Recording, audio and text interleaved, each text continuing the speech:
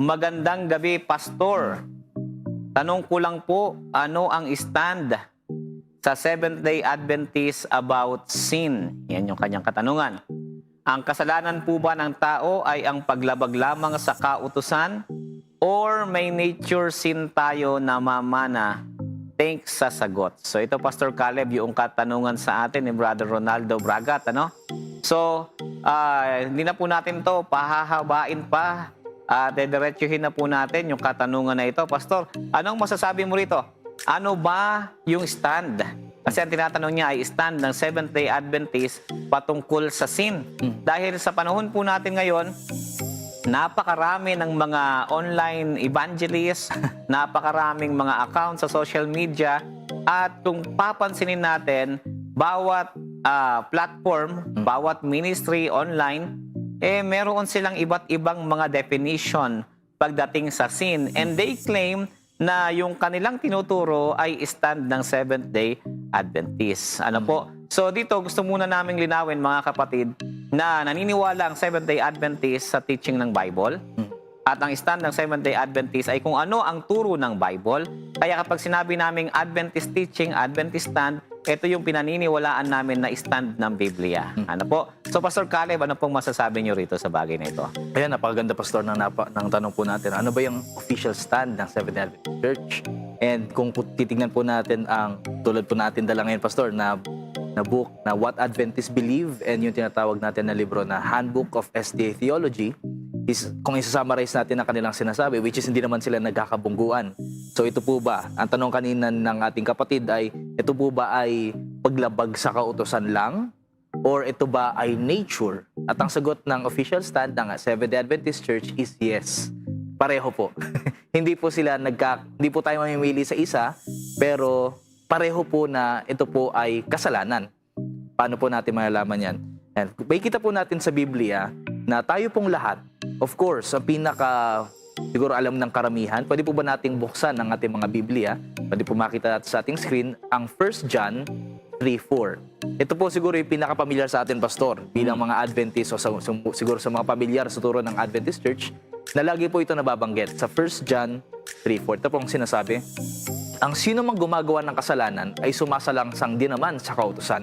At ang kasalanan ay ang pagsalangsang sa kautusan. Ito madalas ang ginagamit natin para sabihin na, yun, ang paglabag sa kautusan, yan ay kasalanan.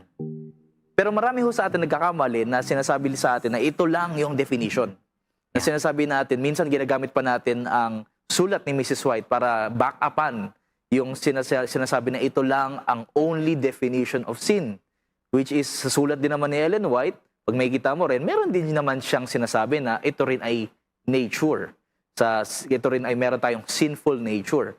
Kaya pag nakikita po natin, actually, sa original po nitong verse po na ito po atin pong binasa sa ADB o sa ang dating Biblia na version. Tingnan po natin ang mga mas updated na mga version. For example, ito po kasing verse na ito ay sa KJV, sa English. Pero how about yung New King James Version? Maraming nagsasabi na yung KJV version yung ginagamit natin.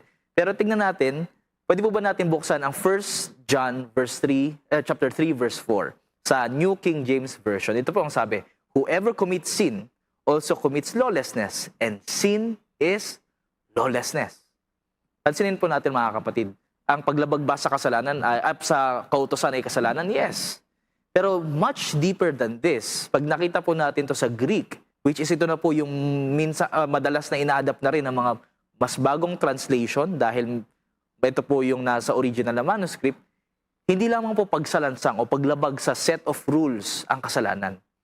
Ito po yung tinatawag nating lawlessness, Pastor. Pag sabing lawlessness, hindi po ito action. Ito po ay attitude. At ano yung attitude? This comes from a nature, from a state of being. Bakit? May maganda pong illustration dito ang Adventist theologian na si George Knight, mga kapatid. Paano natin ma-reconcile na yung kasalanan ay both na ginagawa at both na nanggagaling sa ating likas o sa ating sinful nature? Makikita po natin na meron po siyang in-illustrate na tayong lahat ay merong sinful nature. Ito po yung tinatawag na sin, of course, sin nature natin. Pero pagkatapos ito, ibig sabihin, dahil meron tayong madumi, corrupt, and makasalanang puso, lahat ng lumalabas dito ay kasalanan o makasalanan. Di po ba? Kaya sabi ni Jesus, out of the abundance of the heart, the mouth speaks. Di po ba? Sapagkat dito nanggagaling sa puso. Kumbaga, kung saan nakaupo ang kasalanan, kung saan nakaugat ang kasalanan, ang lahat ng mga action na makasalanan. So bakit tayo lumalabag? For example, bakit tayo naninira ng tao, which is kasalanan by the way? Bakit tayo gusto natin kunin ang asawa ng isang kapatid? O siguro, tayo ay gusto nating mag-over the backward para makakuha ng relasyon sa ibang na hindi mo naman asawa. Ito po yung tinatawag natin ng mga action na mga kasalanan. Pero ito po ay hindi lamang kasalanan na kumbaga paglabag sa kautusan, ito po ay nanggagaling bakit? Dahil meron po tayo na sinful nature. Kumbaga, hindi lamang pag nakita po natin, para po siyang galon ng tubig. Pag meron tayong lalagyan ng tubig at ito po ay madumi, lahat ng tubig na lalabas dito, na iinumin natin, marumi rin. Ganun din po ang pinipicture ang puso ng tao, ang nature, ang likas ng tao, kung paano i-explain ng Bible ang kasalanan. Na ito po ay both action at ito po ay both nature. Tingnan po natin ang sulat po ni Pablo. Marami po actually tayong mababasa sa Biblia na ito po ay both sin, ito po ay sinful actions, but also coming from a sinful nature. Tingnan po natin sa Efeso o sa Ephesians chapter 2 verse 3. Ito po yung nagsasabi sa atin na meron po talaga tayong sinful nature. Na tayo po ay may minanang likas na makasalanan. Ayan, tingnan po natin Ephesians chapter 2 verse 3.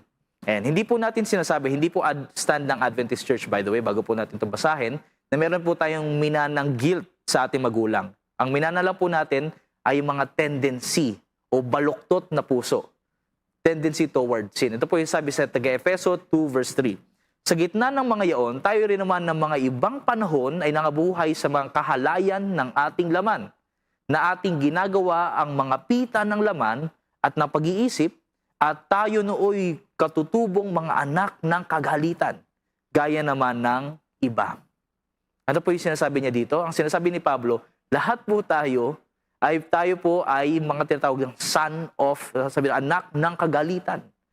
Kung babasahin po natin, pwede po ba natin basahin to sa English, New King James Version, ang Ephesians 2 verse 3. Meron pong eksakto na sinabi dito si Pablo, na nagsasabi sa atin, tayo pong lahat, tayo po ay pinanganak na merong tendency sa kasalanan. Sabi, among whom also we all once conducted ourselves in the lust of the flesh, fulfilling the desires of the flesh and of the mind, and were by nature children of wrath, just as the others. Ano po yung nature natin? Children of wrath. Tayo po ay pinanganak na makasalanan, mga kapatid. Bakit po? Kasi po tayo po ay lahi ni Adan. At ang lahi ni Adan, sabi nga po sa Roma 5, sa pagkakamali ni Adan, kumalat ang kasalanan. So Romans 3:23 sinasabi dito, tayo pong lahat ay makasalanan. Lahat po ay nagkasala. Kaya po, Pastor, kung tatanungin tayo, ano ang stand ng Adventist Church kung tayo po ay tatanungin? Ito po ay action o ito po ay nature? Yes, pareho po. Dahil po ang sinful action, nanggagaling po yan sa sinful nature. Yan po, Pastor.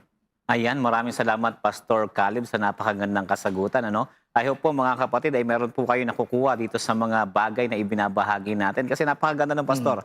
Nakikita natin, kasi yung tanong dito ni Brother Roberto, Brother Ronaldo, ay kung ano yung stand ng Seventh-day Adventist, kung ito ba daw ay paglabag lamang sa kautusan o may nature sin or sinful nature tayo. So, tama po yung pagkakasabi sa atin na ang tao po ay merong sinful nature. Ibig sabihin, nung tayo po ay ipinanganak, ay meron na po tayong likas ng pagiging makasalanan. Kaya mapapansin natin, we are bent towards evil. Diba? Gumagawa tayo. Kahit yung isang bata pa lamang na maliit pa lamang, ang kanyang, makikita natin, walang nagturo, pero nag-aakagawa siya ng pagkakasala. At para makita po natin yan, kasi merong ilan na nagsasabi na ang view ng Seventh-day Adventist, ang sin, ang definition lang nito ay ano lang, lawlessness, paglabag sa kautusan, disobedience to the law.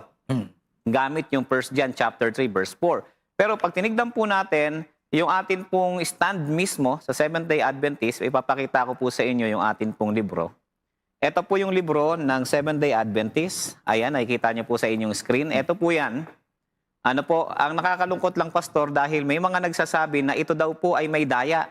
Ano po, actually po, wala po itong daya, mga kapatid, kundi ito po ay naglalaman kung ano ang position ng church sa kabuuhan. Ano po, hindi po ito isang single author lang, at hindi po ito guni-guni lang ng isang author, kundi ito po'y pinag-aralan ng mga napakaraming mga Bible scholars na mula po sa Seventh-day Adventist. Ano po? So, tingnan po natin. Ano yung sinasabi ng ating aklat patungkol po sa sin? Sabi po rito sa aklat na ito, Seventh-day Adventist believe, the definition of sin, biblical definitions of sin include, pansinin niyo po kasi meron akong nakasharing.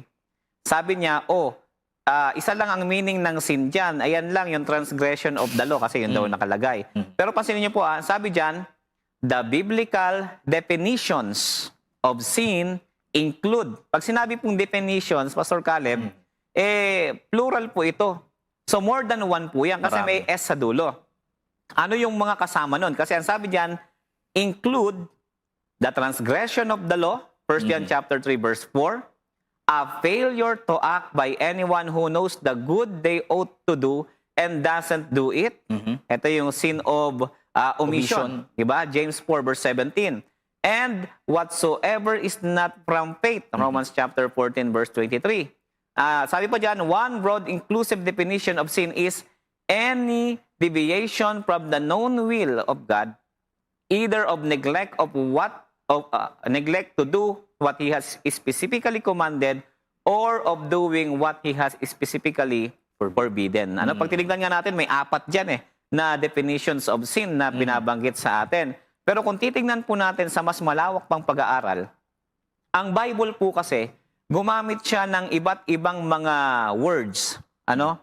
Pag tinignan po natin sa Hebrew, pag tinignan natin sa Greek, merong iba't ibang mga words na ginamit para ipaliwanag sa atin kung ano yung kasalanan. Ibig sabihin nito, Pastor Caleb, makikita natin yung dami ng mga words na yon, ipinapakita kung gaano katotoo yung kasalanan at kung gaano kalawak ang scope nito at kung gaano ito kaseryoso at dapat nating makita na ang kahulugan nito ay hindi lamang iisa. Ano, na yung paglabag lamang. Ngayon, ang sabi pa sa ating fundamental beliefs, ayan, ang sabi dyan, sin involves thoughts as well as actions. Di ba? Parang ito rin yung binabanggit mo kanina Ang kasalanan, meron din siyang iniisip mo rin. Di ba? Kino-contemplate mo rin. Bago mo siya magawa, bago siya ma-convert into action. Sabi nga dyan, frequently, sin is spoken of only in terms of concrete and visible acts of law-breaking. But Christ said that being angry with someone violates the 6th commandment of the Decalogue. You shall not kill. Di ba? Kasi ang para sa iba, ang sin ay transgression of the law, ito ay action lamang, ito yung makikitang ginawa mo, pero ang pinupunto ni Jesus nung siya ay napunta rito sa lupa, yung nasa isip mo pa lang, nagagalit ka pa lang, kasalanan na yun, pagpatay na yun, nababiolate mo na yung ika-6 na utos. And that lustful desires transgress the command, you shall not commit adultery. Di ba? Sin therefore involves not only overt disobedience in actions, but also thoughts and desires. Kumbaga ay makikita natin na yung puso ng tao ay nagiging corrupted dahil dito. Ngayon, binanggit din sa ating fundamental beliefs, kasi yung tanong dito ni Brother Ronaldo, nature din ba? Sabi rito sa ating fundamental beliefs, although as children we acquire sinful behavior through imitation, the above text, yung nasa unahan po niyan, bago dumating diyan sa statement na yan, affirm that we inherit our basic sinfulness. Kumbaga ay minana natin yung mga basic na sinfulness na binabanggit diyan. So, the universal sinfulness of humanity is evidence that by nature, we tend toward evil, not good. So, sa madaling salita, ay talagang merong sinful nature na binabanggit sa atin ang banal na kasulatan at ito po yung position ng Seventh-day Adventist Church. Kaya nga mapapansin natin sa iba't ibang mga text, halimbawa na lamang yung nasa Romans chapter 5 verse 18 to 19. Pastor Kale, basahin siguro natin. Romans chapter 5 verse 18 to 19. Pansinin po natin.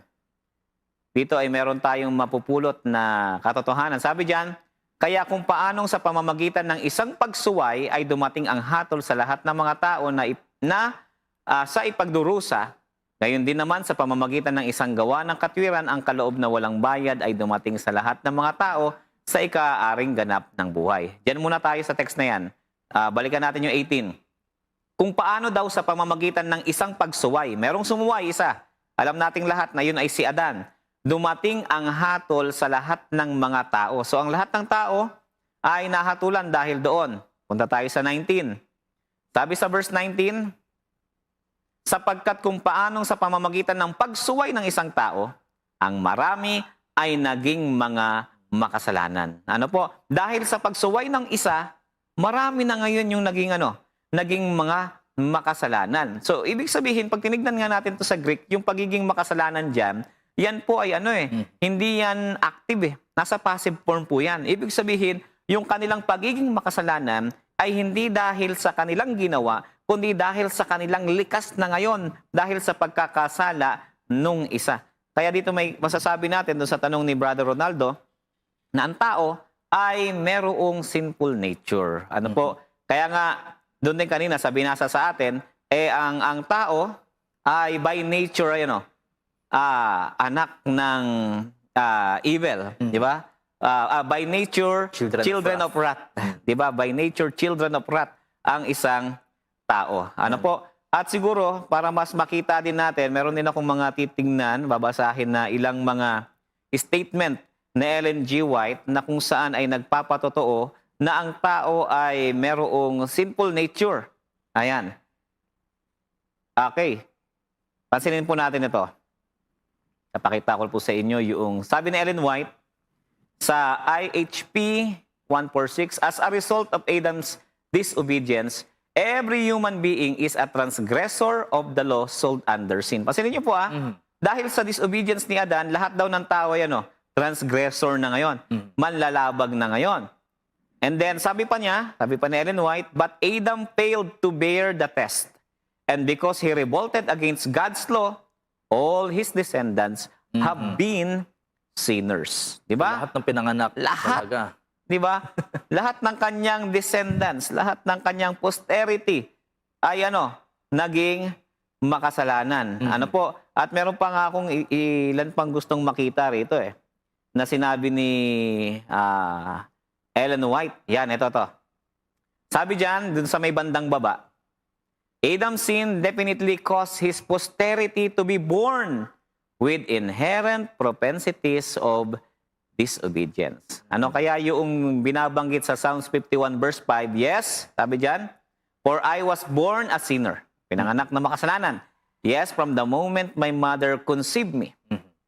Psalms 58 verse 3, these wicked people are born sinners. Even from birth, they have lied and gone their own way. So dito makikita natin, Pastor Caleb, yung reality of sin na makikita natin, na ito talaga yung pinaka problema. Kung hindi man isa sa matinding problema ng sangkatauhan. Kaya kinakailangan po itong kinakailangan itong solusyonan ng Diyos sapagkat one of the most serious problems ng human being ay ito pong kasalanan. Kaya nga imagine niyo, kinakailangan na ang Kristo ang magbayad para sa kasalanan na ito. Ano po? Pastor Kale, baka meron kang gustong i-add sa bagay napakaganda, nito. Pastor, nang niraise nyo na concern na si Kristo po siya ang solusyon sa kasalanan. At siya rin yung tatalo sa kasalanan. Amen. Pag nakita natin, mga kapatid, bakit po ba natin to dinidiin at mahalagang pag-usapan?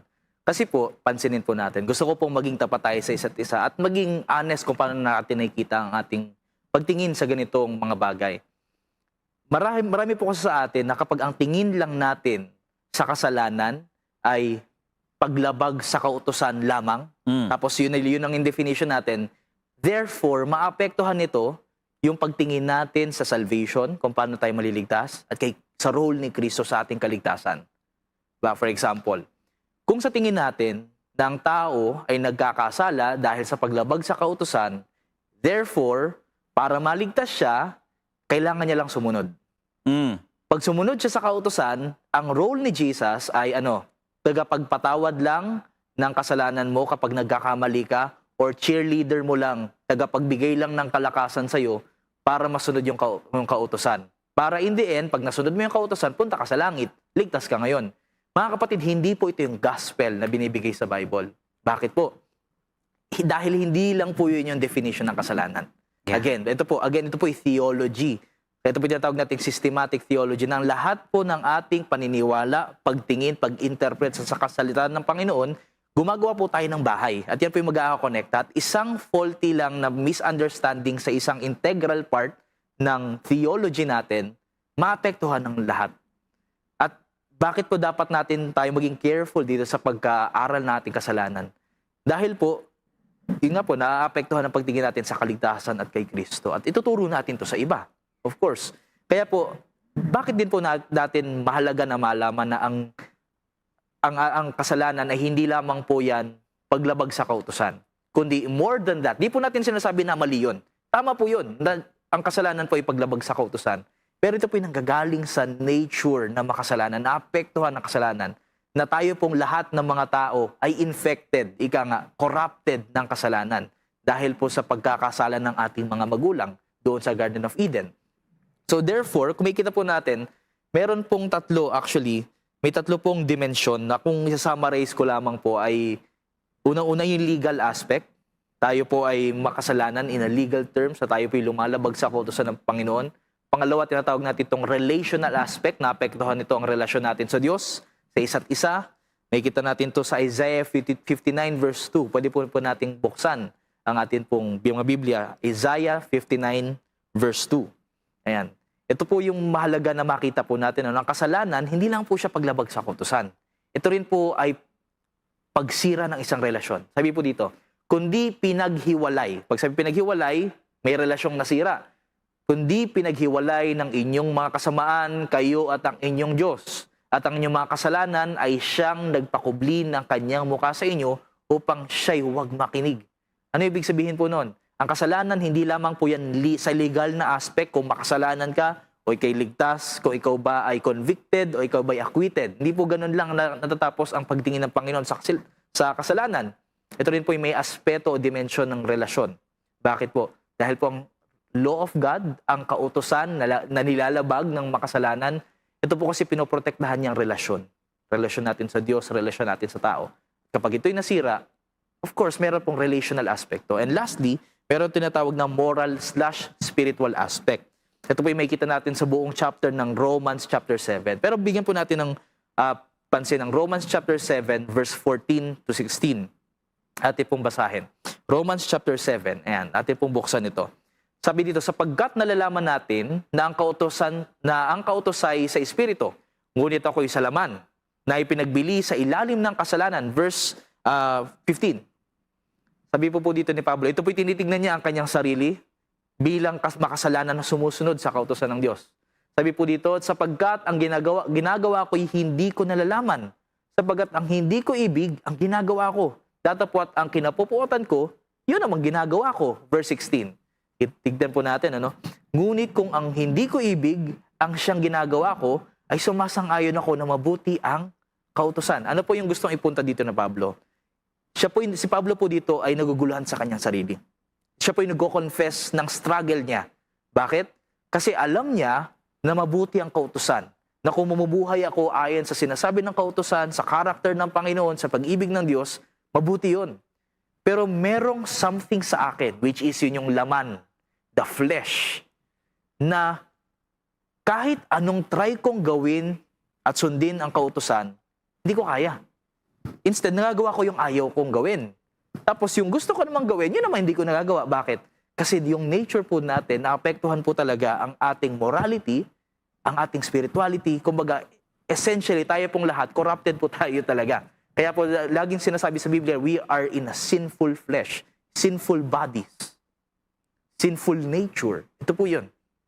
At kung makikita po natin, kung ganito po kalawak, ito po, pinasummarize na po natin, ano? Pero kung meron pong iba't ibang dimensyon ng kasalanan na naapektuhan ng ating buong pagkatao, hindi natin sasabihin, sumunod ka lang sa kautusan, maliligtas ka. Bakit po? Kasi hindi nga po yun yung solusyon. Hindi po yun yung sinasabi ng Biblia na paraan para maligtas. Ang paraan para maligtas at ang solusyon sa kasalanan, si Hesus Kristo. Kaya nga po, anong solusyon dito sa legal problem ng kasalanan na tayo po ay lawbreakers? Meron pong isang Diyos na naging tao, yun po si Kristo, sinunod ang kautusan, namatay sa krus para sa makasalanan, at kaya po sabi sa Romans chapter 8 verse 1, ito po ang sabi, ito pong resulta ng ginawa ni Kristo, na tayo pong lahat na lawbreakers, na deserve po natin na maparusahan, si Kristo na ang nagdusa sa atin, kaya therefore ang mga sumusunod sa Kanya, atin pong buksan, Romans 8 verse 1, ito po ang sabi, ngayon ngay wala nang anumang hatol sa mga nakay Kristo Jesus. Bakit? Kasi tayo po ay meron ng nagbayad sa ating mga kasalanan. In legal aspect, siya po ang ating substitute. Siya po yung ating sacrifice. Kaya po, in number 2, sin breaks fellowship with God. Sinasabi po natin dito sa Isaiah 59 verse 2 na ang kasalanan naghiwalay sa atin sa Panginoon, pero yung sacrifice ni Jesus, hindi lamang po tayo pinatawad sa ating kasalanan. Tayo po'y ginustify. Pag sabing justify po, hindi lamang po yung pag-aalis ng kasalanan. Hindi lamang yung paglilinis ng record. Ang justification po, sinasabi po dyan, ay pag-welcome sa atin sa table. Kumbaga, tayo po hindi lamang kriminal na pinalaya sa kulungan, wala ka ng kaso. Tayo po yung mga kriminal na inimbitahan ng hari para maging part ng kanyang pamilya. In a relational aspect, ang ginagawa po sa atin ay nire-restore ang ating relationship sa Panginoon. Kaya po kung babasahin po natin ang buong chapter ng Romans chapter 5, sinasabi dito kung paano ni-restore ng Panginoon na tayo po yung dating kaaway ng Diyos, ngayon ay tinuturing niya na tayong mga kaibigan. Ayan po, no? And lastly, kung makikita po natin na sinabi natin kanina na ang kasalanan ay merong moral/spiritual na aspeto na apektuhan ng ating nature, dito po papasok ang tinatawag nating sanctification. At ang sanctification ay yung daily na pamumuhay. Ito po hindi lamang po binigay, dineklara sa atin na tayo po ay righteous. Tayo rin po ay namumuhay na righteous. Unti-unti, daily. Tayo po ay sinusustain ng Panginoon kung ano po ang experience ng salvation. Kaya po yung Seventh-day Adventist stand ay meron po palagi dyan the experience of salvation.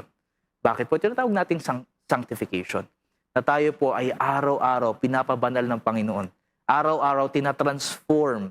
Kumbaga, yung dati po nating mga ginagawa, dati nating kagustuhan ng ating laman, unti-unting inaalis at pinapalitan ito ng joy na sa pagsunod kay Kristo. Kahit po may mga pagsubok, tayo po'y namumuhay para sa Kanya. Ito po na may kita natin. Kaya po, bakit po mahalaga na malaman natin ang kasalanan ay hindi lamang po ito yung paglabag sa kautusan, kasi naapektuhan ito kung paano mo i-relate ang salvation at si Kristo sa iyong buhay.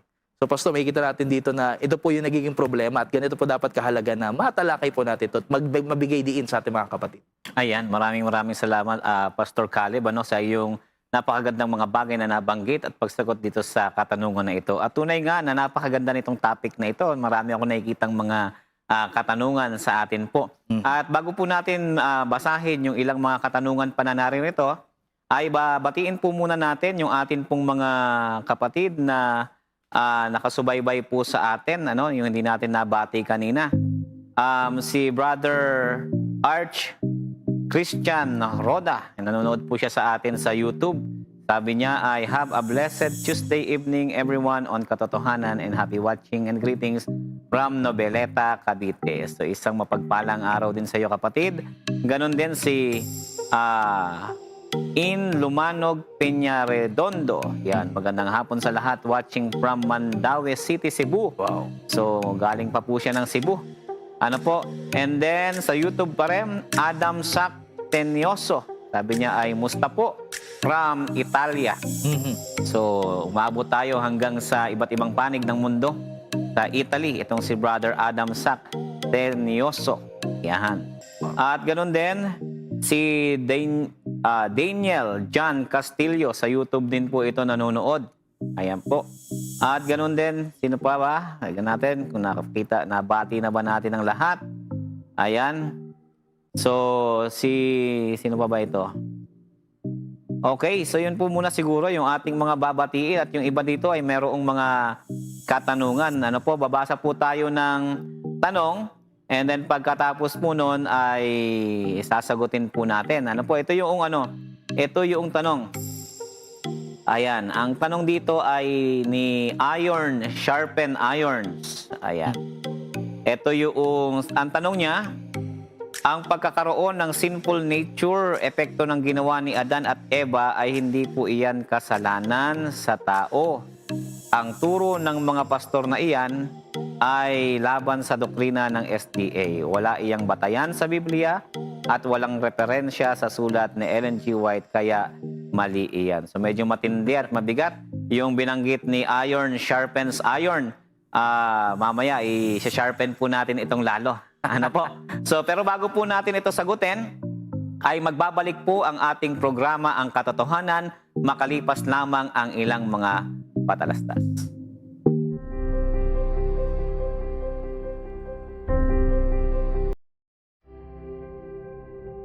Are you worried about anything right now? Did you know that worry is one of the greatest diseases that humanity is facing? And unfortunately, most of the things that we worry about never even happen to us. In Mark chapter 16, Mark tells a story of a group of women who came to the tomb of Jesus early in the morning to anoint his body. They were worried about who will roll away the big stone for them. Take note, they were worried about something that God had already solved. The stone had already been rolled away. They were worried about Jesus' death, but Jesus was already alive. They were worried about their future, but Jesus had already made their future brighter through his resurrection. You see, many of the things we worry about never even happen to us.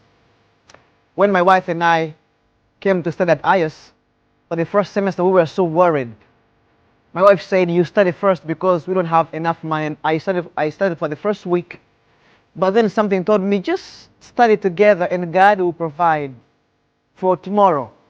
So I studied for a while, but then we decided to put all the money together and start together. And so we studied together. After one semester, I had no scholarship, there was nothing, and we get so worried. It is when we came to the end of our solutions that God began releasing his blessings. We finished that whole semester, and every term, every semester was a very special miracle. When I look back, I felt sad. We had worried about many things that never even happened to us. No wonder someone said that to worry about things that you can change, it is stupid. And to worry about things that you cannot change, it is useless. God invites us to trust in him to provide everything for us. And when I look back, I tell myself that I don't want to worry anymore. Why? Because I know what God has done in the past. I know what God is doing right now. And I know that God is able to provide for the future. Jesus demonstrated the life of trusting in God. No matter what he went through, he trusted in God. That's why he said, don't worry about what you will eat. Don't worry about what you will drink. Don't worry about your clothes. Don't worry about anything, because your Father in heaven knows all your needs. Praise God. Worry means we don't trust God. We don't trust in his word. We don't believe what he has said. But when we take God at his word, we will learn to live a life of trusting in God and putting worry aside.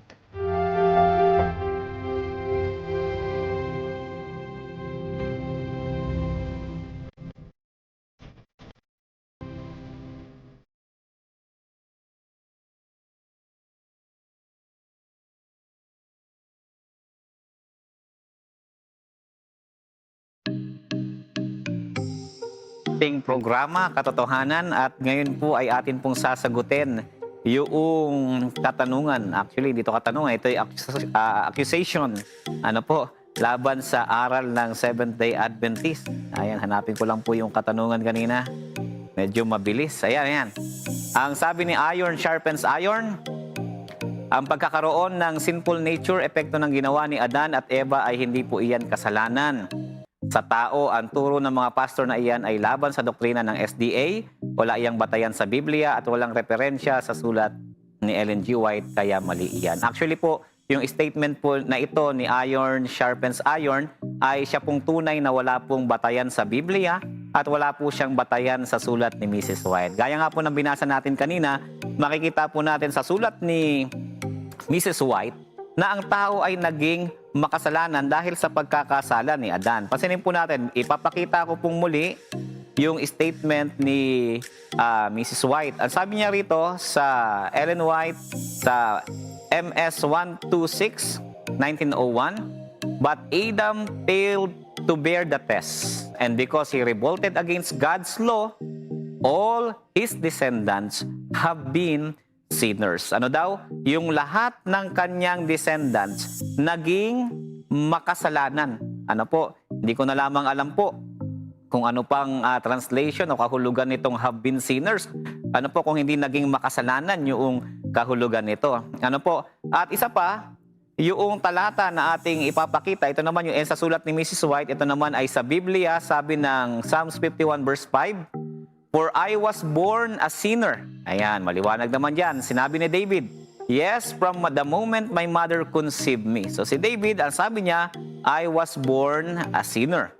Then Psalms 58 verse 3, "These wicked people are born sinners, even from birth they have lied and gone their own way." At doon naman sa sulat din ni Mrs. White sa Bible Commentary, Volume 5, "Adam's sin definitely caused his posterity to be born with inherent propensities of disobedience." At marami pa po yan. Papakita ko na po yung iba't ibang mga sinabi ni Mrs. White patungkol dyan. Ano po, halimbawa dito sa Great Controversy, page 505, paragraph 2, "God declares, I will put enmity. This enmity is not naturally entertained.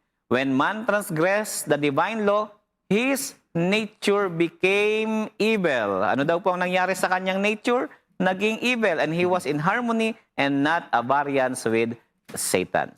Sabi pa dyan, sabi pa ni Mrs. White ulit, "The result of the eating of the tree of knowledge of good and evil is manifest in every man's experience. There is in his nature a bent to evil, a force which unaided he cannot resist." Kung walang tutulong sa'yo, sabi diyan, kung hindi ka tutulungan ng Diyos, hindi mo mariresist yung pagkaka-bent toward evil mo. Sabi pa niya, "Thus, at its very source, human nature was corrupted." Ano po? Meron pa, ito pa. Sabi ni Ellen White, "Because of Adam's sin, his posterity was born with inherent propensities." Ano pa? "The prayer and praise and confession of God's people ascend as sacrifices to the heavenly sanctuary, but they ascend not in spotless purity." Di ba? Pag nananalangin daw ang tao, ito'y umaakyat sa Diyos, pero hindi in spotless purity, hindi siya malinis. Passing through the corrupt channels of humanity, they are so defiled. Talagang marumi. Nahawaan talaga. That unless purified by the righteousness of the great high priest, they are not acceptable by God. Christ gathers into the censer the prayers, the praise, and the sacrifices of his people, and with this, he puts the merit of his spotless righteousness, then perfumed with the incense of Christ's propitiation. Our prayers, holy and entirely acceptable, rise before God, and gracious answer are returned. So, kaya po nagiging karapat-dapat o tinatanggap doon sa langit yung atin pong mga panalangin dahil po yan sa ating Panginoong Hesukristo. Dahil sa ating high priest na walang iba kundi ang ating Panginoong Jesus. Kaya dito, ito po yung ito yung referensya na hinahanap natin kay Ellen White at yung mga talata na makikita natin sa banal na kasulatan. At nakita natin, ito yung posisyon ng Seventh-day Adventist. Kaya nga ang sabi sa Seventh-day Adventist believe, I hope na merong ganito si sharpens iron sharpens para nakikita yung view talaga ng Seventh-day Adventist. Sabi diyan, although as children, we acquire sinful behavior through imitation, the above texts affirm that we inherit our basic sinfulness. The universal sinfulness of humanity is evidence that by nature, we tend toward evil, not good. So ito po yung makikita natin na talagang ang position ng Seventh-day Adventist pagdating po sa bagay na yan. Ano po? So ngayon, tignan natin yung iba pang mga katanungan ng atin pong mga kapatid na naririto. Ayan. Mahaba na yung usapan dito. Ano pa ba ang makikita natin dito? Okay. Tignan natin yung ibang mga nauna. Okay. Ayan. Ito ay, siguro ito ay... Yun yung kanina, Pastor. Ito yung kanina. Ayan yung kaninang sinagot natin. Ano po? So dito, meron tayong mga comment, may mga katanungan dito na maganda na makita rin natin. Ano po? Ang tanong dito ni Brother Patrick, ito pong Ecclesiastes chapter 7, verse 20, sabi niya, ang Ecclesiastes 7 verse 20 po ba ay applicable din kay Jesus Christ nang siya ay nagkatawang tao o hindi? Ayan. So siguro, basahin natin yung talata para makita natin yung binabanggit. Basahin po natin ang Ecclesiastes chapter 20 verse chapter 7 verse 20. Ano po ang pagkakasabi? Chapter 7 verse 20. Ang sabi diyan, tunay na walang matuwid sa lupa, na hindi gumagawa ng mabuti at hindi nagkakasala. So maganda yung katanungan ni Brother Patrick kasi nga ang ating Panginoong Hesus matuwid. Applicable ba ito sa kanya, Pastor Caleb? Anong masasabi mo rito? Ang pinakamadali, Pastor, hindi. Yan. Kasi bakit po? Hindi po typical na tao si Jesus. Siya po ay Diyos na naging tao. Kaya po, distinct po siya sa atin. At the same time, hindi po tayo si Jesus. Hindi po tayo katulad ni Jesus, pero naging tao po siya. Pero yung pagiging tao niya, ito po ay in a unique, ito po hindi po yung katulad natin na kaya pong magpagaling na mabuhay sa mga patay sa sarili nating kapangyarihan. Hindi po. Bakit po? Ito po yung sinasabi sa Hebrews 4:15. Nakikita po natin, sinabi mismo, marami po mga verses bukod po dito, na nagsasabi na si Jesus ay nung siya'y namuhay dito, ay hindi po kasama sa kategorya niya na yan. Kasama na rin po doon sa sinasabi na hindi nagkasala. Kaya sabi po sa Hebrews 4:15, ito po ang sabi, sapagkat tayo'y walang isang dakilang saserdote na hindi maaaring mahabag sa ating kahinaan, kundi isa na tinukso sa lahat ng paraan, gaya rin naman natin gayon may walang kasalanan. Ito po, hindi po kasama si Jesus doon. Bakit po? Siya po ay katulad nating mga tao, yes. Pero hindi po siya katulad natin in a way na siya po ay sinner. Hindi po. Wala po siyang kasalanan, wala po siyang dilabag. Siya po ang tanging perfect na tao. Bakit po?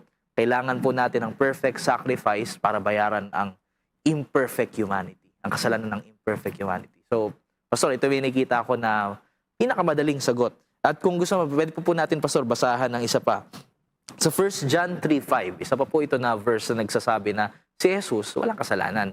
Kung sabi, 1 John chapter 3, verse 5. Ito po, tumutungkol kay Jesus. At nalalaman ninyo na siya'y nahayag upang mag-alis ng mga kasalanan at sa kanya'y walang kasalanan. So, Pastor, may kita po natin, walang kasalanan si Jesus. Ayan. So, yun po yung simple at direct na kasagutan po natin doon ng ating Panginoong Hesus. Siya lamang yung nabuhay sa lupa na hindi po nagkasala.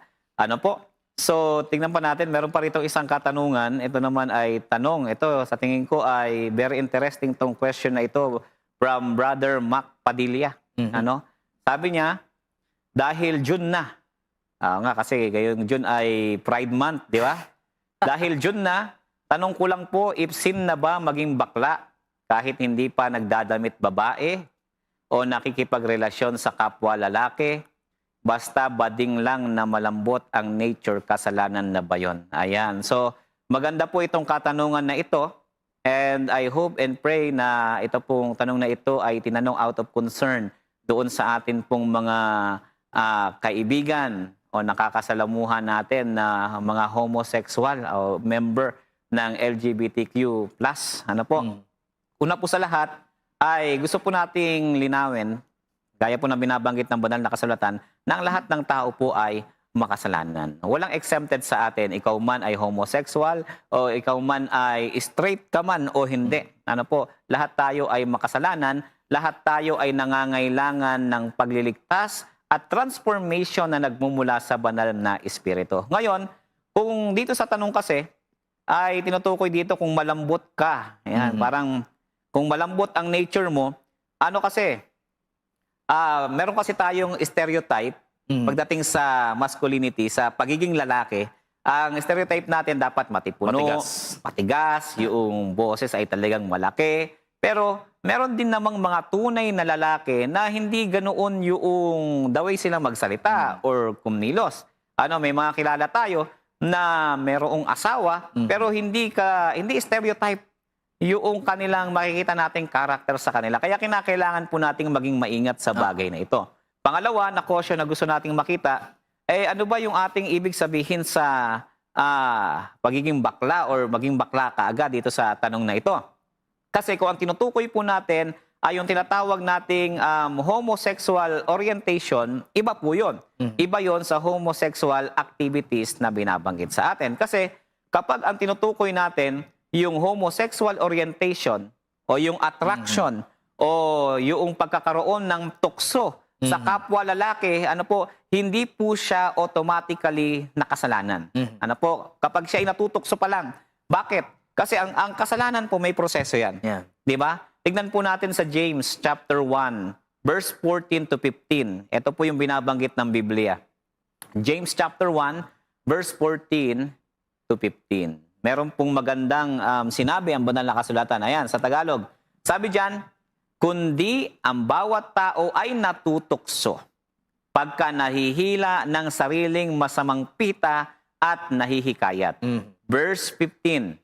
Pansinin po natin natutukso ang lahat, sabi sa 14. Kung magkagayoy, ang kahalayan, kung maipaglihi, ay nanganganak ng kasalanan. So dito, Pastor Caleb, maliwanag na kapag ang kahalayan ay maipaglihi, dun na siya manganganak ng kasalanan. Ayan. At ang kasalanan, pagka malaki na, ay namumunga ng kamatayan. So dito makikita po natin yung proseso ng kasalanan. At mapapansin natin na mayroong pagkakaiba yung tukso at sin dito po sa talatang ito. Ang isang tao ay maaaring makaranas ng tukso.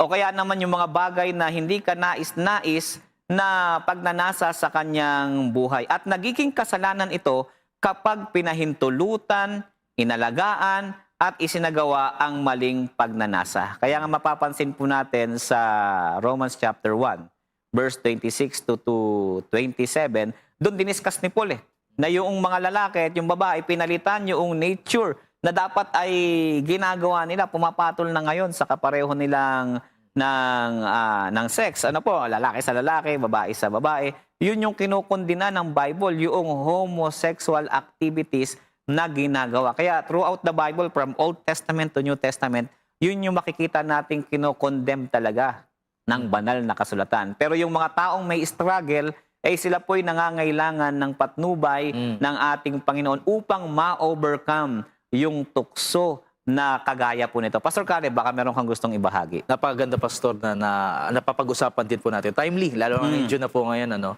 Pero nakikita po natin, ito po yung general view na natin pong pininiwalaan at ito po yung malinaw sa Biblia. Unang-una, tayo po naniniwala na tayo po lahat created in God's image.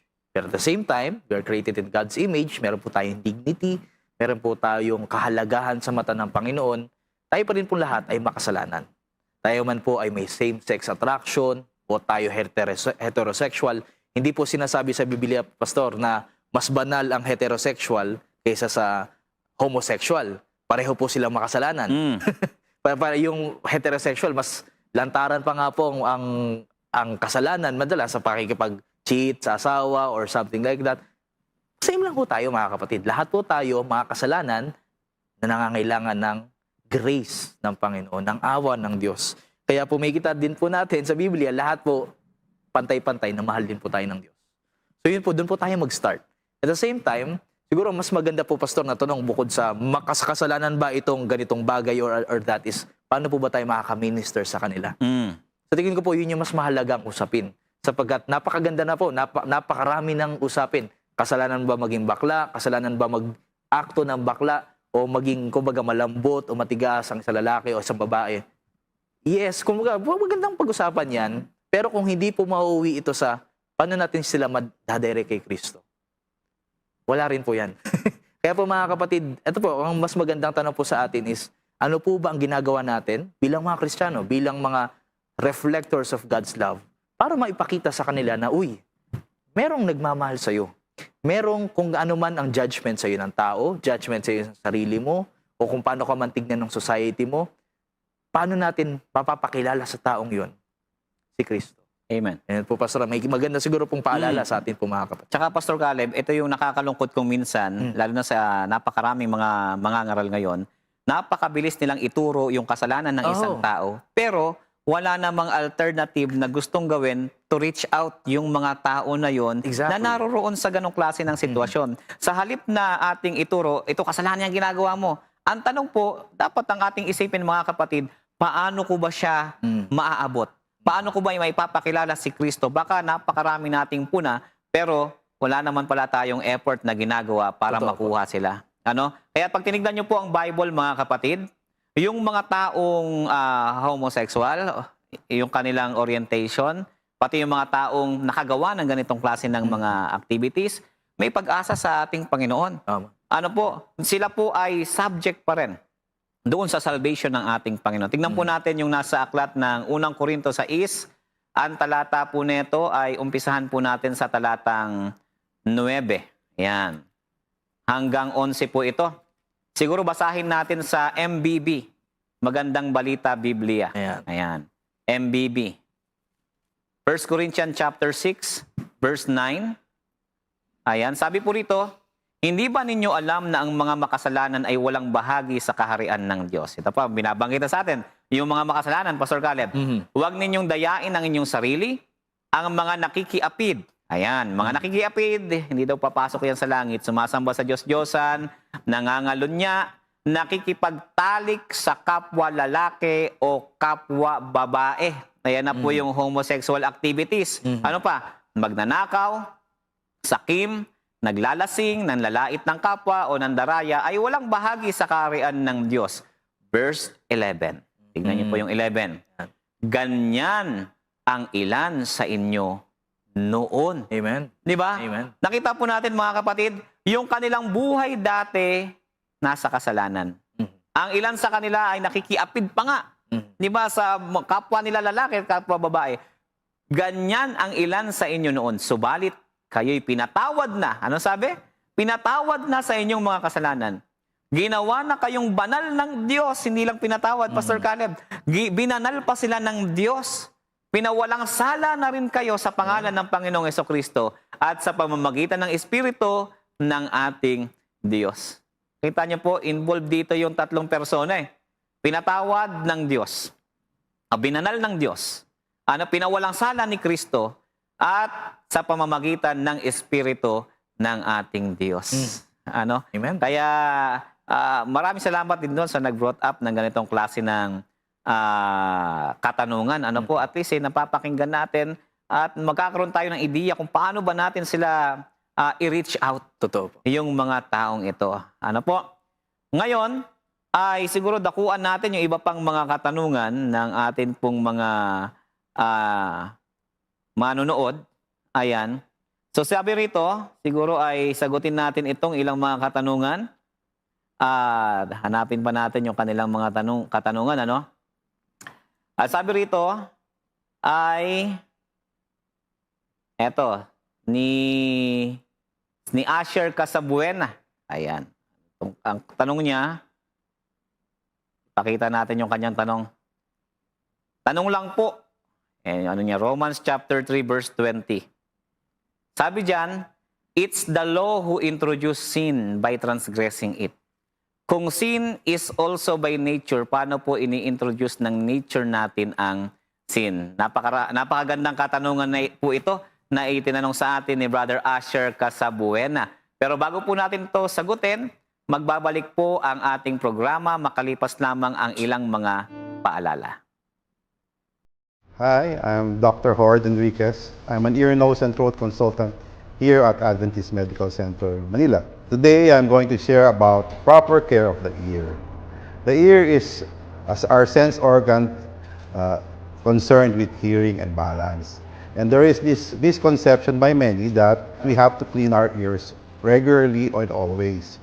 However, the outer part of the ear is constructed in a way that dirt and debris is brought out by the skin regularly. So the proper way to clean our outer ear is to maybe dab it with dry towel once in a while. There is no need to use Q-tips or cotton buds every day to clean the ears. Neither is it proper to use ear instruments that may harm and cause injury to the outer part of the ear. The ear is divided into three parts: the outer ear, the middle ear, and the inner ear. The middle ear problems are usually due to unresolved respiratory infections. So if you have a prolonged cold or a prolonged upper respiratory infection, it would be best that you treat them with proper medications, vitamins, fluids, steam inhalation, or rest. Most of the time, middle ear infections are due to encroachment of bacteria from the nose and sinuses to the middle ear. Now, the inner ear is concerned with hearing as well as balance. And the number one cause of inner ear problems is noise. So if you are fond of loud music, if you work in noisy environments, it would be best to protect your ears by using the appropriate earplugs or ear muffs. Likewise, if you are fond of using portable music players, it would be best that you modulate the volume in a way that the volume is not too loud that would cause injury to the inner ear. Likewise, the inner ear is concerned with hearing, and as you get old, there's that possibility of your sense of hearing getting bad. The best way to prevent hearing loss in the elderly is to take care of your body. If you are hypertensive or diabetic, it is best that you treat it appropriately. Likewise, a healthy lifestyle, a healthy diet would be appropriate in taking care of your inner ear so that your hearing would not deteriorate as you get older.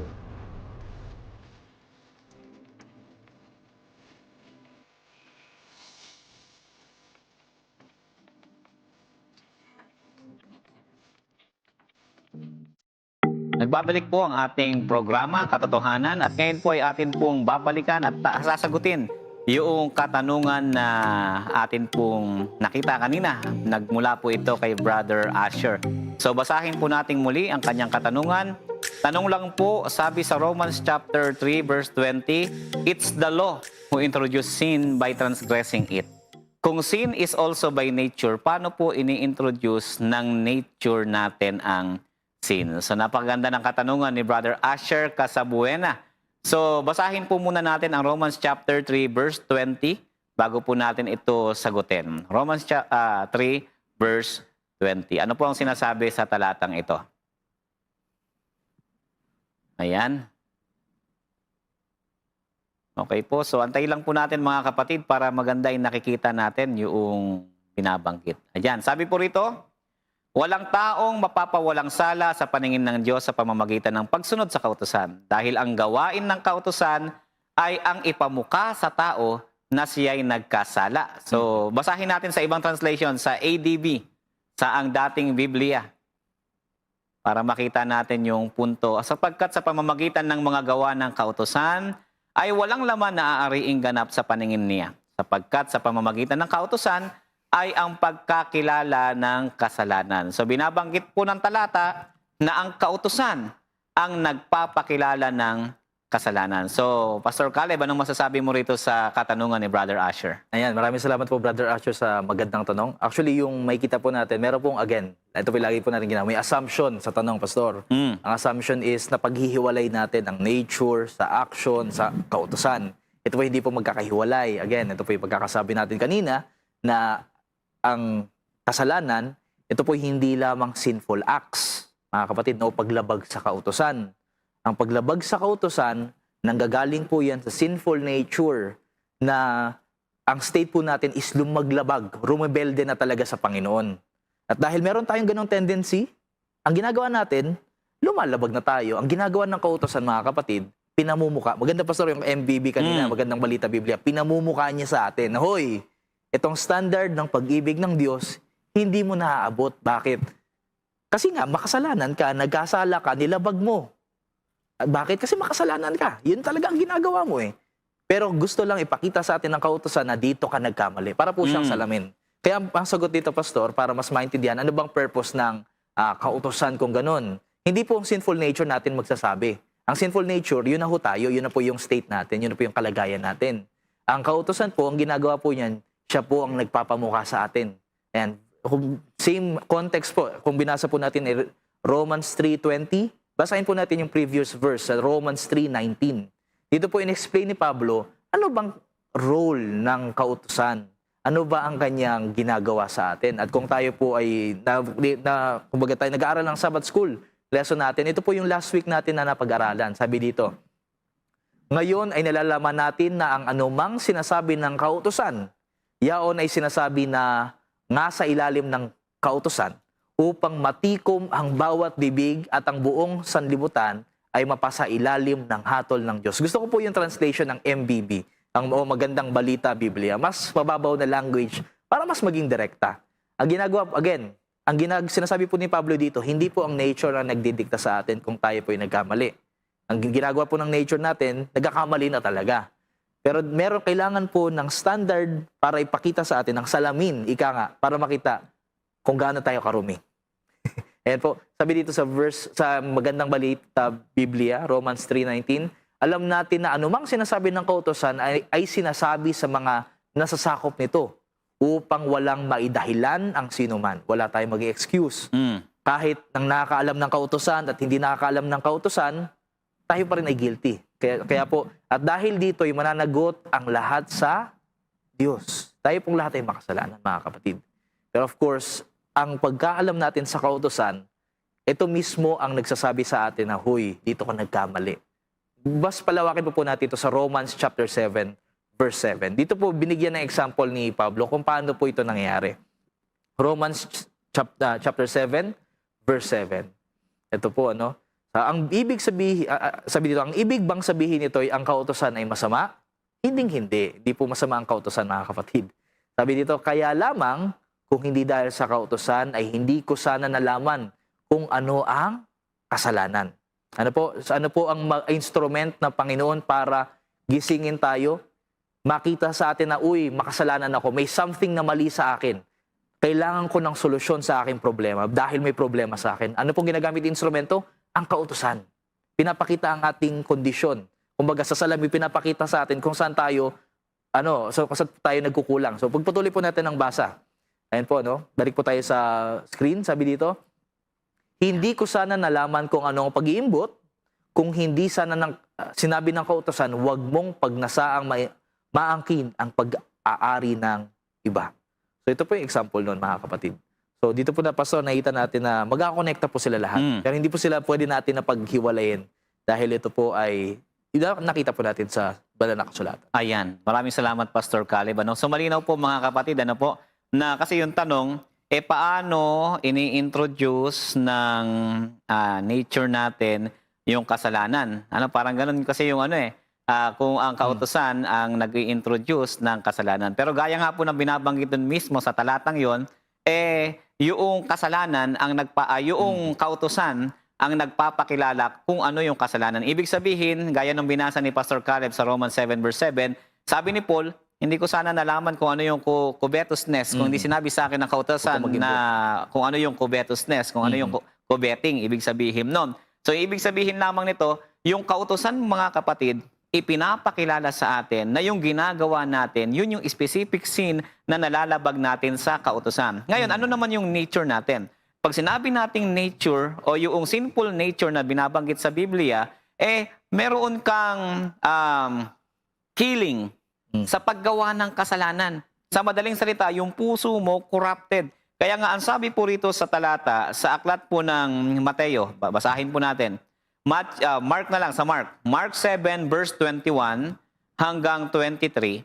Makikita po natin dyan na yung nagmumula sa puso, yung mga kasalanan na nagagawa ng tao. Mark 7 verse 21. Basahin niyo po sapagkat mula sa loob, mula sa puso ng mga tao, lumalabas ang masasamang Pag-iisip.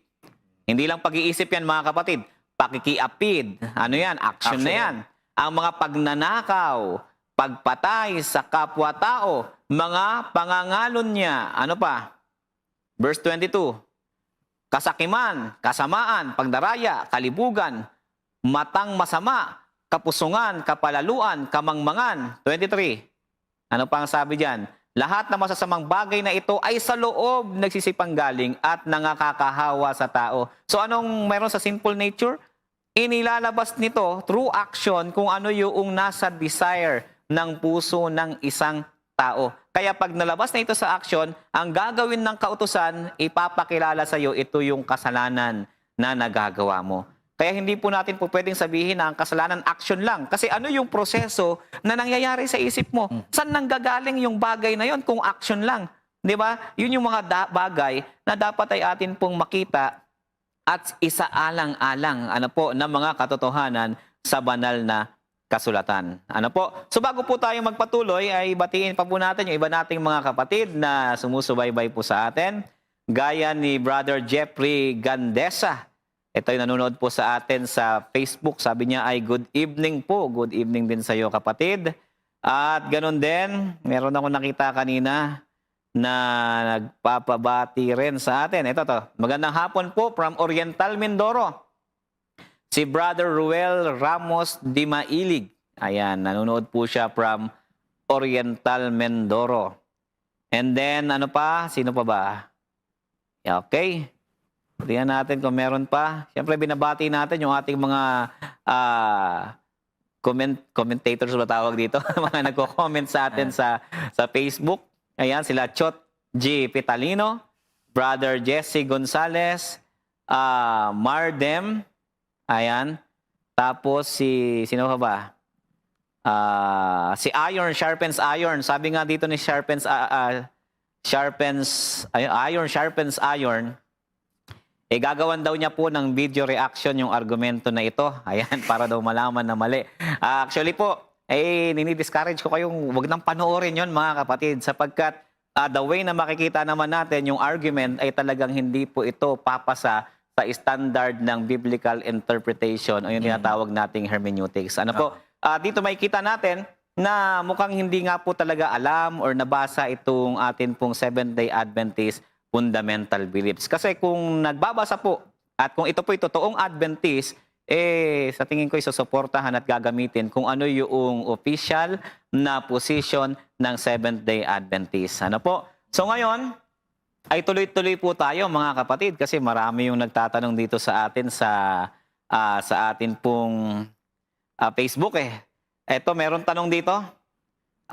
From Mardem. Ayan, basahin ko lang po yung katanungan ni Mardem. Ang sabi niya, pag isang tao ay nagkasala at humingi ng tawad sa Diyos, sincerely, daw sa kalagayang makasalanan nung pinatawad ng Diyos, yung kasalanan niya, sinless ba siya ng time na yon after siya mapatawad until dumating yung time na magkasala na naman siya ulit dahil sa kahinaan niya. So maganda po itong katanungan ni Brother Mardem. Ang kanyang katanungan, kapag ang isang tao ba ay humingi ng tawad sa Diyos, bagamat siya ay nasa kalagayang makasalanan, dahil nga tayo merong sinful nature, nung pinatawad siya ng Diyos sa kanyang kasalanan, siya ba ay naging sinless or itinuring ba siyang hindi nagkasala ng Diyos sa mga panahon na yon hanggang sa panahon na siya ay magkasalang muli dahil sa kanyang kahinaan? So Pastor Caleb, ano yung masasabi mo sa napakagandang katanungan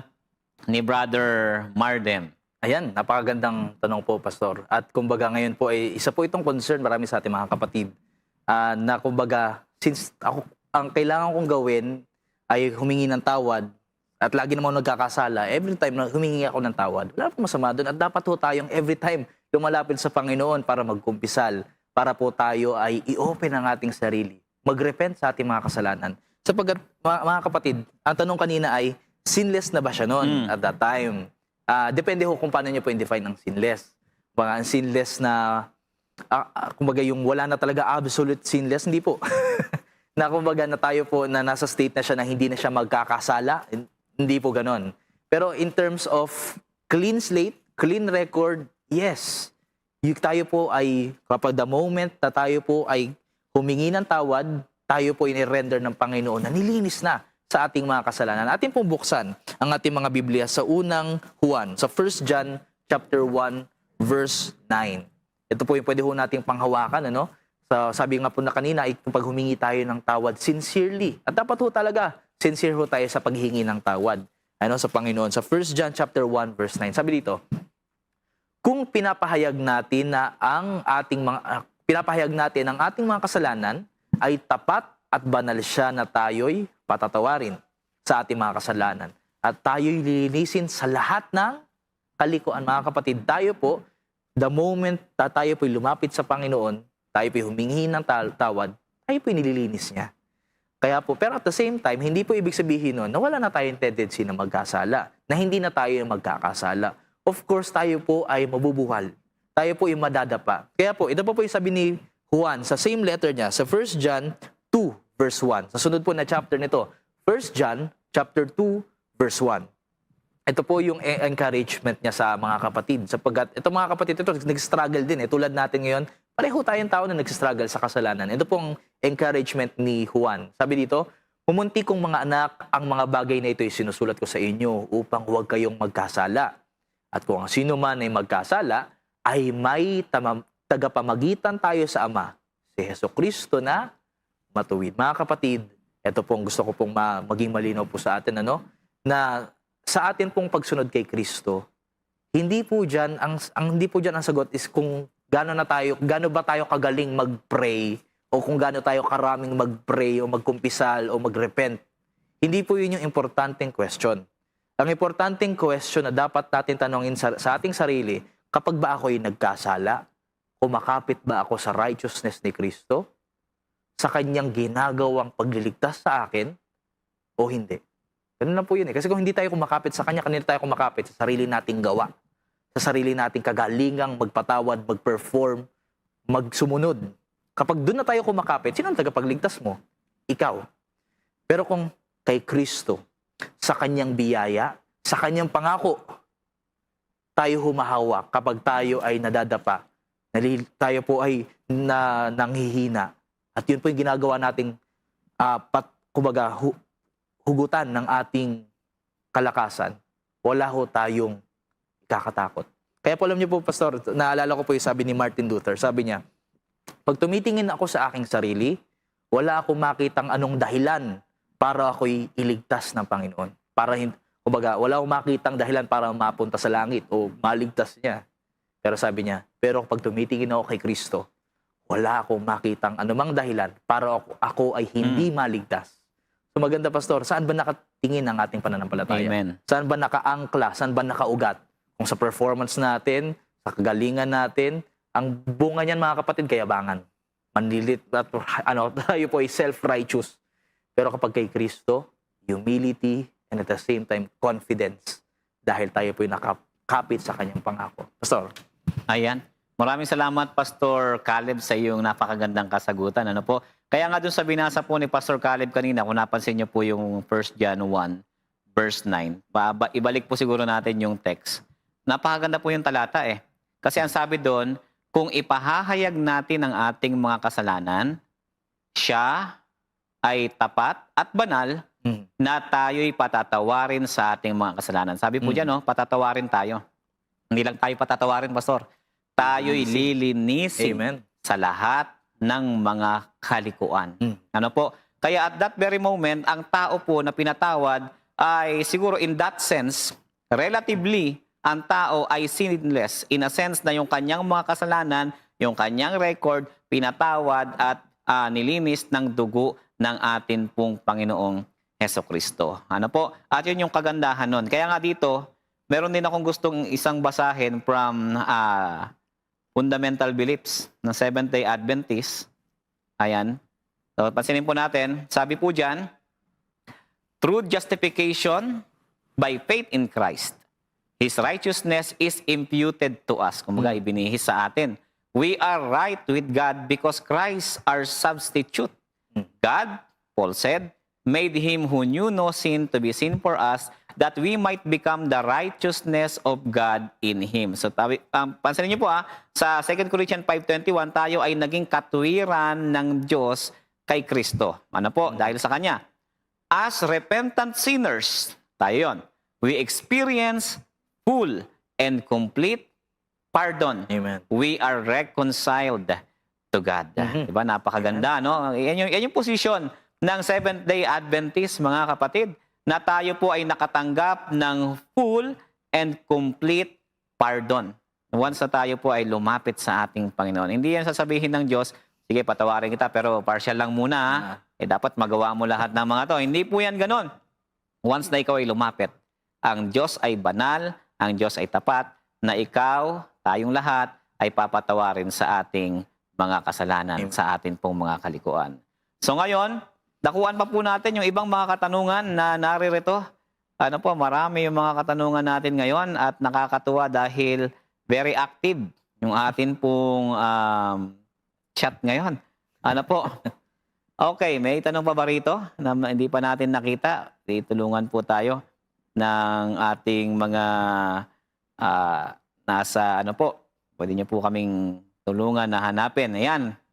Eto, may tanong dito. Ang tanong ay, okay, di pala ito tanong, pagbati pala ito. Okay. Ang tanong, dito ni Brother Patrick. Ayan, ang tanong niya dito ay sila Enoch, ito po ay nasa YouTube, Elijah, Moses po ba ay masasabing mga sinless at faithful servant ng ating Diyos? So, yun yung kanyang katanungan. Actually, pwede rin nating idamay sila sila Abraham, sila Job, sino pa ba? Marami pang karakter ng Bible. Pastor Caleb, anong masasabi mo rito sa katanungan ni Brother Patrick? Kung makikita po natin, masasabi po ba natin silang sinless? Again, ano po ba yung in a sense natin ng sinless? Pag sabi nating absolute sinless na hindi sila nagkasala o hindi sila nagkakamali, hindi po talaga yon. Pero sinless in terms na sila po'y pinatawad, sila po'y pardon, sila po'y binihis ng binihisan ng righteousness ng Panginoon. Yes, sila po ay sinless sa mata ng Panginoon. Bakit po?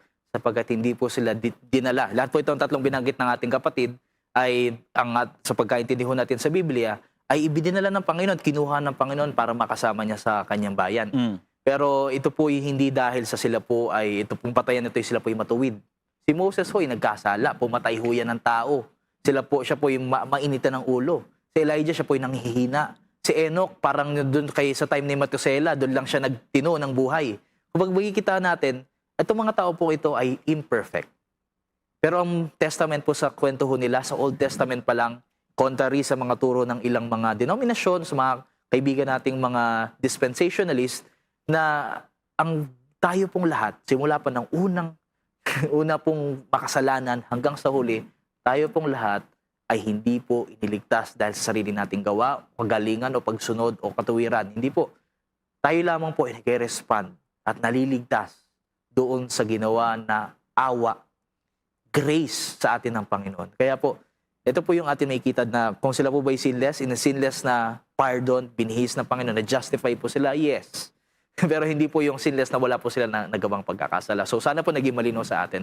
And at the same time, tayo pong lahat, magkakaroon ng ganun experience. Hindi po dahil deserve natin, hindi dahil in-earn natin, hindi dahil pinaghirapan natin, pero dahil merong nang naghirap at siya po yung nag-earn para sa atin na magkaroon ng ganitong experience tulad ng Moses, ni Elijah, ni Enoch, at yun po yung si Kristo.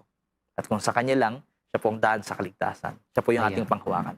So, ayan, thank you so much, Pastor Caleb. Meron lang akong gustong ipakita rin sa ating mga viewers na naririto patungkol dito sa ating pinag-uusapan. Ano po? So, wait lang po, ipapakita natin. yung binabanggit sa ating fundamental beliefs. Ayan. Baka kasi iniisip ng ilan, yung mga tao na ating nabanggit, yung dahil sa kanilang sariling kakayahan, Super perfect nila. kaya sila naligtas, kaya sila dinala sa langit, yung iba sa kanila. Pero gusto po nating ipakita na ang lahat ng yon ay utang ng tao sa atin pong Panginoong Jesus. Ayan. Ipapakita ko po yung binabanggit ng atin pong fundamental beliefs para makita natin ano ba yung interpretation, paniniwala at position ng ating church. Ayan, ito po. Sabi rito, may question dito sa ating fundamental beliefs. How may we become perfect? Ito rin kasi translation nito minsan blameless. The Holy Spirit brings us to the perfection of Christ. Sino po ang nagdadala sa atin sa perfection ni Kristo? Ang Holy Spirit. By faith, Christ's perfect character becomes ours. Ayan. Sa pamamagitan ng pananampalataya, yung perfection ni Kristo nagiging atin. People can never claim that perfection independently as if it were their innate possession of their by right. Perfection is a gift of God. Amen. Apart from Christ, human beings cannot obtain righteousness. He who abides in me and I in him, he said, bears much fruit. For without me, you can do nothing. It is Christ who became for us wisdom from God and righteousness and sanctification and redemption. Amen. So utang po natin lahat sa atin pong Panginoong Yesus. Kahit yung mga naunang mga patriarchs, lahat ng mga yan utang sa ating Panginoong Yesus yung perfection na kanila pong natamasa sapagkat tayo po naniniwala sa tinatawag na relative perfection. So mabilis na lang yung ating time pero meron akong gustong isang habulin ditong tanong. Ito kay Iron sharpens iron. Sabi niya kasi, kaya mali yung aral nila kasi lalabas niyan kapag ang bata ay namatay, magdudusa siya doon sa apoy ng impyerno. Which is mali kasi mismong sulat ni Ellen G. White nagsasabing ang sanggol ay hindi magdudusa ng ikalawang kamatayan. Sinabi din ni Kristo na ang kaharian ng langit ay para sa mga sanggol. Ay kung may kasalanan ng bata, hindi siya pwede sa langit at iyan ay katunayan na sinless ang mga sanggol. Sinabi din ng Biblia na ang anak ay hindi magdudusa ng kasalanan ng ama. Siguro ito, gagawin natin topic to siguro next week, no? Pero gusto lang nating linawin. Una, para dito sa tanong ni Iron sharpens iron, una, wala po tayong sinabi na ang mga bata ay magdudusa sa apoy ng impyerno. Pag binasa niyo po ang Matthew chapter 19, ang kaharian ng langit ay para sa mga bata. Amen. So sa tingin ko dito sila confused. Confused sila sa sinful action, sa sinful deeds, sa sinful nature. Magkaiba po yun. Iba ang sinful nature, iba rin ang sinful deeds. So wala na tayong time mga kapatid. Ibibigay na natin kay Pastor Caleb ang panahon para sa isang panalangin.